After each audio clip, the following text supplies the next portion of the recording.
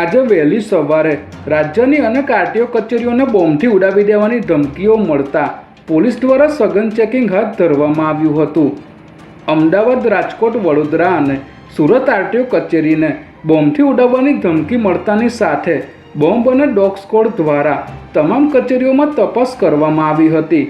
ધમકીને પગલે વડોદરા આરટીઓ કચેરીમાં track test આપવા આવેલા અરજદારોને આવતીકાલની એપોઇન્ટમેન્ટ આપી દેવામાં આવી હતી અને પોલીસ દ્વારા ખૂણે ખૂણે ચેકિંગ કરવામાં આવ્યું હતું, પરંતુ તપાસના અંતે કંઈ વાધાજનક મળી આવ્યું ન હતું.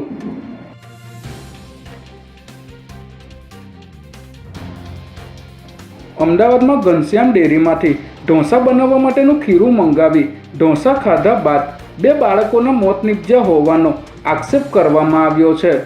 બજારમાંથી લાવેલા ઢોસાના ખીરામાંથી બનાવેલી વાનગી ખાધા બાદ ફૂડ પોઈઝનિંગ થતાં 2.5 મહિનાની નાની બાળકી અને ત્યારબાદ 3.5 વર્ષની બાળકીનું સારવાર દરમિયાન મોત થયું છે, જ્યારે આ બાળકોના માતા પિતા પણ હોસ્પિટલમાં જીવન અને મરણ વચ્ચે ઝઝૂમી રહ્યા છે. ત્યારે પોલીસ દ્વારા સમગ્ર ઘટનાની તપાસ કરવામાં આવે અને અમને ન્યાય આપવામાં આવે તેવી તેમના પરિવારજનો દ્વારા માંગ કરવામાં આવી છે.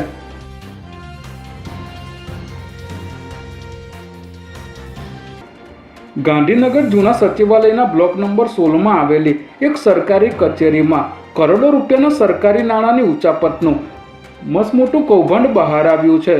સમાજના વંચિત વર્ગોના ઉત્કર્ષ અને સુરક્ષા માટે ફાળવવામાં આવેલી 4 કરોડ અને 95 લાખથી વધુની સરકારી ગ્રાન્ટ ખોટા દસ્તાવેજોના આધારે બારોબાર સગેવગે કરી દેવામાં આવી હોવાની વિગતો પ્રકાશમાં આવતા વહીવટી તંત્રમાં ફફડાટ વ્યાપી ગયો છે.